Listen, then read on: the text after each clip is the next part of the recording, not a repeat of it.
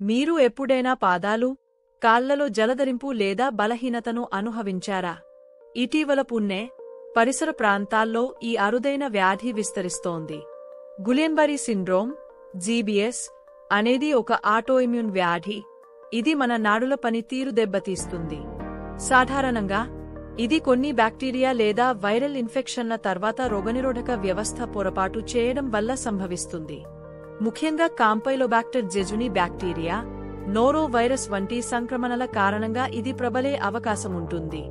కలుషితమైన నీరు, ఆహారం ద్వారా వ్యాప్తి చెందే ప్రమాదం ఎక్కువగా ఉంటుంది.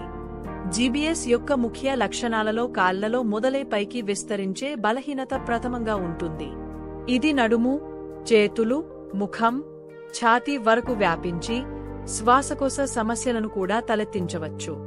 కొన్నిసార్లు శ్వాస తీసుకోవడానికి అవసరమైన కండరాల బలహీనత వల్ల వెంటిలేటర్ అవసరం కూడా ఏర్పడుతుంది. దీన్ని నిర్ధారించడానికి నాడి పరీక్షలు, నర్వ్ కండక్షన్ టెస్ట్, ఎలక్ట్రోమయోగ్రఫీ, వెన్నుపాము ద్రవ పరీక్ష, సిఎస్ఎఫ్ టెస్ట్ మరియు ఎంఆర్ఐ వంటి స్కానింగ్ పరీక్షలు ఉపయోగిస్తారు. జీబీఎస్ చికిత్సలో ప్రధానంగా 2 రకాల థెరపీలు అందుబాటులో ఉన్నాయి. మొదటిది ఐవి ఇమ్యునోగ్లోబులిన్ థెరపీ. ఇది రోగనిరోధక వ్యవస్థ పొరపాటును తగ్గించి యాంటీబాడీల ప్రభావాన్ని నిలువరించేందుకు ఉపయోగపడుతుంది. రెండవది ప్లాస్మా ఫెరెసిస్.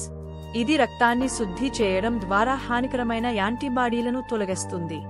వీటిలో ఏదో ఒక చికిత్స ద్వారా రోగులు సాధారణంగా కోలుకుంటారు. జీబీఎస్ ను నివారించడానికి కొన్ని జాగ్రత్తలు పాటించడం చాలా ముఖ్యం.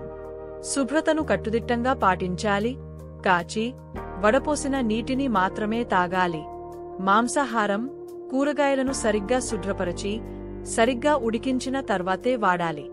భోజనం ముందు, మల విసర్జన తర్వాత చేతులు కడుక్కోవడం అలవాటు చేసుకోవాలి. శరీరంలో ఏదైనా అస్వస్థత కనిపిస్తే వెంటనే వైద్యులను సంప్రదించాలి. జీబీఎస్ నేరుగా వ్యక్తి నుండి వ్యక్తికి వ్యాపించే వ్యాధి కాదు. అయితే ఈ వ్యాధి మొదటి లక్షణాలను నిర్లక్ష్యం చేయకూడదు. వీలైనంత త్వరగా చికిత్స ప్రారంభిస్తే 85 నుంచి 90% మంది పూర్తిగా కోలుకుంటారు.